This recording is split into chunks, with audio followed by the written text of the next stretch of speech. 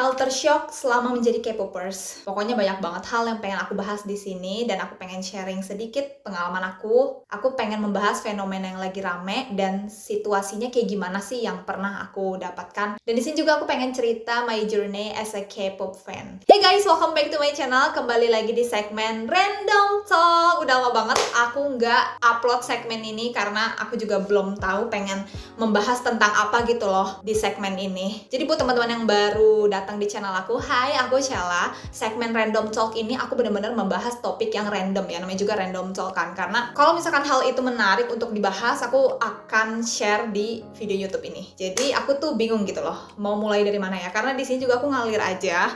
Aku tulis beberapa skrip di sini yang pengen aku bahas, beberapa poinnya. Mungkin di sini aku akan membahas tentang sejak kapan aku menjadi K-pop fan ya. Sebenarnya sih aku udah pernah ngomong di video yang ini. Aku sharing how to be a dancer, sharing bagaimana caranya kalau kamu pengen jadi dancer. Aku jadi K-popers itu sebenarnya udah lama banget guys, dari umur 11 tahun, itu tahun 2011. Dan sekarang kamu tahu dong umur aku berapa. Sejak SD kelas 5 aku udah nyemplung ke dalam dunia K-pop Gen 2. Jadi itu eranya SNSD, 21, terus yang lagi hype FX, Super Junior. Buat teman-teman K-popers Gen 2 pasti kamu tahu kan, itu lagunya tuh sangat easy listening bagi aku ya. Karena lagu K-pop tuh emang ciri khasnya gitu. Jadi lagu apapun yang disetel, kita tuh langsung auto joget dan inget koreografinya. Itu tuh ciri khas lagu K-pop pada masa itu. Kalau sekarang kan lagu K-pop bener-bener banyak variasinya ya, seiring perkembangan zaman juga. Ya sedihnya di lingkungan aku tuh pada nggak ada yang suka K-pop. Kalian pernah nggak sih merasa jadi K-popers itu adalah kaum minoritas? Kalian kayak berasa dikucilkan, gak ada yang suka sama K-pop, malah dikatain, dasar K-pop plastik gitu kan. Udah biasa banget sih. Kenapa sih suka sama cowok yang pakai makeup? Kenapa sih suka sama orang yang operasi plastik? Padahal kan gak semua idol itu oplas gak sih? Karena kita bisa lihat foto dia masih kecil, remaja, hingga dewasa, mukanya sama aja gitu loh. Setiap aku pengen ngedance lagu K-pop, mereka tuh, jangan K-pop dong, jangan K-pop. Karena lingkungan aku gak ada yang suka K-pop, mereka tuh eranya lagi, barat-baratnya gitu loh. Kalau K-pop tuh kayak sesuatu yang aneh di mata mereka, terkesan alay, penyuka plastik, ya gitu-gitulah. Siapa yang punya pengalaman yang sama kayak aku? Coba komen di bawah. Nah, setelah lulus SD, aku masih suka sama K-pop dan sama aja situasinya, masih belum ada yang suka K-pop. Aku berasa kayak terkucilkan. Cuma aku sangat beruntung ketemu beberapa temen yang memang K-popers juga. Jadi kita cuma berempat ngomongin K-pop, gitu-gitu aja. Kita belajar dance gitu loh. Terus juga pas SMK, aku mulai stop. Aku mulai hiatus dari K-pop karena eranya tuh bukan K-pop pada saat itu ya di lingkungan sekolah aku. Eranya tuh Ariana Grande, Kylie Jenner, zaman-zamannya Musical.ly, lagu-lagu barat. Aduh gila sih kalau misalkan kalian inget pada masa itu ya. Tapi emang enak-enak juga gitu loh lagunya. Dan aku mulai stop tuh, aku hiatus. Aku bener-bener kayak nggak ngikutin K-pop, aku nggak kenal sama Red Velvet, aku nggak kenal Blackpink. Saking aku bener-bener hiatus guys, karena menutup diri, karena lingkunganku nggak ada yang suka K-pop, aku berasa kayak, bener ya, aku alay banget sih jadi K-pop fan. Aku gitu guys, aku sempat kayak aku merasa diri aku tuh alay, gak ada gunanya sih jadi fans K-pop gitu. Dan seiring berjalannya waktu, mulai banyak yang kenalin Twice, Red Velvet, Blackpink. Aku jadi tahu kalau ini loh K-pop, banyak variasinya, mulai dari dance, lagunya. Tiap lagu itu punya ciri khas di koreonya gitu loh. Jadi setiap lagu itu disetel, kita tahu koreografinya seperti apa.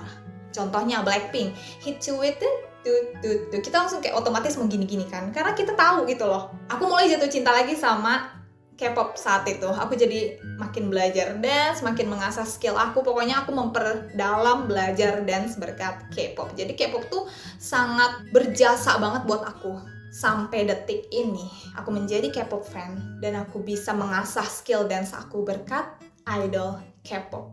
Itulah manfaatnya. Dan sekarang aku pengen lanjut ke culture shock-nya. Culture shock menjadi K-pop fan, ya ampun. Jadi pada masa itu, waktu aku umur 11 tahun, aku belum begitu mengerti apa itu konsep bias, budaya di fandom seperti apa. Yang penting intinya kalau misalkan aku suka sama grup ini, ya udah aku cuma stan aja. Gak ada kayak pikiran rebut-rebutan bias gitu loh, ngerti gak sih? Sebenarnya dari dulu tuh udah ada sinyal red flag, tapi aku nggak sadar. Jadi waktu zamannya 21, aku nggak tahu nama fandom 21 apa, aku cuma kayak ngeliat, lagunya enak, orangnya unik-unik. Aku tunjuklah Park Boom. Aku suka banget sama Boom karena cantik ya, kita tahu dia cantik gitu loh, terus suaranya juga bagus banget kan, terus aku langsung dijudge, itu punya aku. Tapi di situ aku masih kayak belum mengerti konsep bias. Oh, kamu Park Boom, yaudah aku pilih yang lain deh. Loh, kenapa jadi begitu? Sebenarnya itu udah ada sinyalnya, cuma aku nggak sadar. Setelah hiatus, akhirnya balik lagi, aku baru ingat. Hal itu benar-benar sensitif banget dan dipermasalahkan bagi sebagian orang ya. Nggak semua K-popers begitu, tapi aku beberapa menemukan orang yang seperti itu. Setelah balik menjadi K-popers lagi, aku pernah merasa disinisin karena punya bias yang sama. Tapi waktu itu aku milihnya nggak reaktif, kayak ya udah biasa aja. Aku tetap sopan, fokus sama hidupku. Dan di situ juga aku sadar kalau misalkan kita tenang, energi kita tenang, itu nggak menimbulkan banyak masalah. Dan situasi itu nggak makin besar gitu loh. Yang penting kan reaksi kita. Karena respon orang itu di luar kendali kita kan. Cuma kan balik lagi semua dari diri sendiri. Kalau misalkan kamu bisa menahan emosi, kalau kamu bisa menganggap itu bukan masalah besar, good. Jadi kamu adalah fans yang bijak gitu loh. Jadi nggak usah pusing sayang.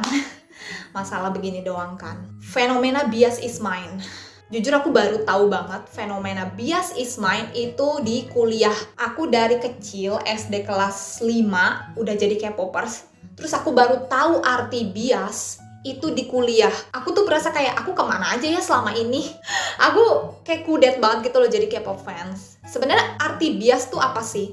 Member favorit kan? Jadi kepanjangannya apa? Bias itu kan kepanjangannya being inspired and addicted to someone. Jadi sosok itulah yang bisa menginspirasi kamu. Sosok itu yang bikin kamu jadi kayak jadi jatuh cinta lah ibaratnya gitu loh. Kamu jadi suka sama dia, suka sama salah satu member idol kamu. Karena kan memang perasaan itu nggak bisa kita bohongin ya. Kalau misalkan kamu memang menyukai satu member, it's okay.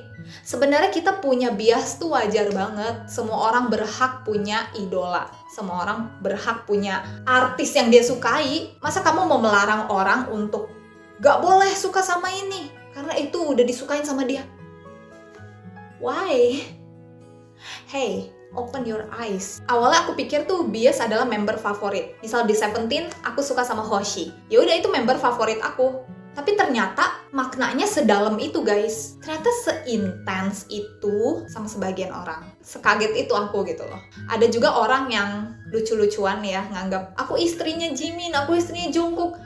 Terserah gitu loh. Itu kan lucu-lucuan ya untuk menghibur diri sendiri. Tapi kalau misalkan sampai kamu menyerang orang lain, kamu menyakiti orang lain, kamu melarang orang itu untuk suka sama bias kamu juga. Cemburu sebenarnya wajar, tapi kalau sampai obsesi dari rasa cemburu, jealous, itu menurunkan vibration kamu. Vibrasi kamu rendah, semakin kuat rasa cemburunya, semakin besar energi negatif itu. Kelihatan banget guys, kalau ini fansnya obses banget nih. Aduh takut deh, takut. Orang jadi kayak takut gitu loh untuk berteman sama kamu karena sikap kamu yang sangat obsesi itu. Ingat guys, kalau sampai K-pop bikin kamu jadi orang jahat, mendingan stop.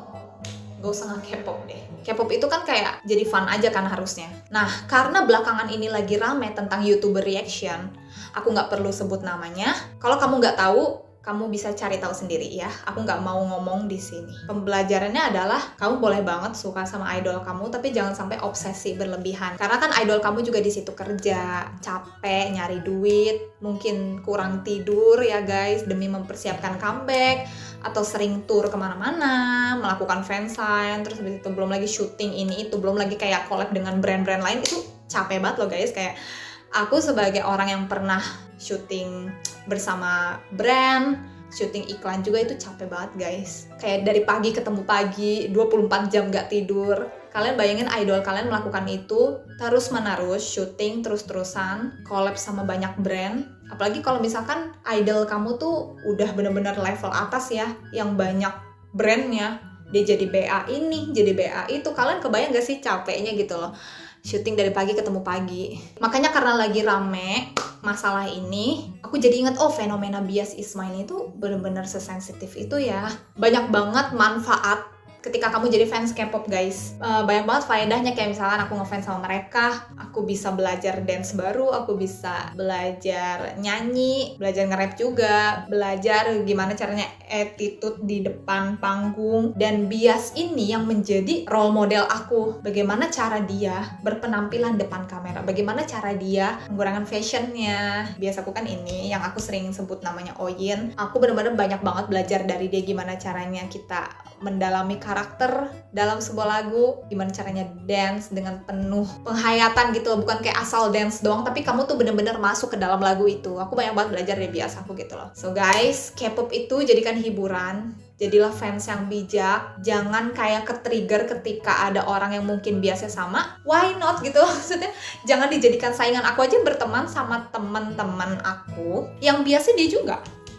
Bahkan aku kayak suka WA-an sama temen aku itu. Waktu itu comeback Zodiac ini yang lagu Alibi, dan temen aku nge-WA, Sela, Oyin ganteng banget, udah update. Terus aku kayak, iya ya ampun, akhirnya dia black hair lagi, rambut hitamnya kembali, kayak gitu-gitu. War antar fandom tuh sesuatu hal yang enggak penting sayang. Kamu bisa banyak melakukan aktivitas di luar sana daripada kamu ngurusin hidup orang, daripada kamu kayak menyerang orang lain, menyakiti orang lain demi melindungi idol kamu. Itu jujur membuang energi kamu.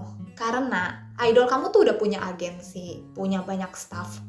Mereka pasti aman. Mereka aman guys, tenang aja. Idol kamu tuh pasti aman karena dilindungi agensi. Gak akan ada yang berani menyakiti idol kamu. Tenang aja. Aku sayang sama mereka, dan aku juga of course sayang sama Bias aku. Tapi jangan sampai kamu kehilangan diri kamu sendiri. Kalau kamu butuh hiburan dari K-pop gak apa-apa. Kamu bisa nontonin vlog mereka, nontonin kontennya, nontonin reality show-nya, karena kan menghibur banget ya. Tetap fokus jalanin hidup kamu. Kamu mau kerja apa, kamu pengen ikutan lomba apa, tetap fokus guys. Ketika kamu mulai ngedown, kehilangan rasa semangat, baru kamu bisa balik lagi ke K-pop gitu loh. Karena anggaplah mereka sebagai charge energi kamu. Jujur ini tuh udah aku pendem dari lama. Masa kita jadi takut untuk ngefans sama orang? Kamu jadi takut nge-update idol kamu di sosial media gara-gara satu orang ini yang menyerang kamu. Nggak sehat, harusnya kan K-pop itu jadi kebahagiaan buat kamu. Masa jadi beban juga? Terus misalkan kalau kamu anggap K-pop itu jadi beban, kamu mau cari kebahagiaan di mana? Nah itu dia, balik lagi. Kamu jangan sampai kehilangan diri sendiri kalau jadi K-popers. Oke, teman-teman, jadi segitu aja random talk aku kali ini. Semoga bermanfaat ya, bisa dapat insight baru. Have a nice day buat teman-teman semua. Follow my social media and see you on my next video. Bye-bye!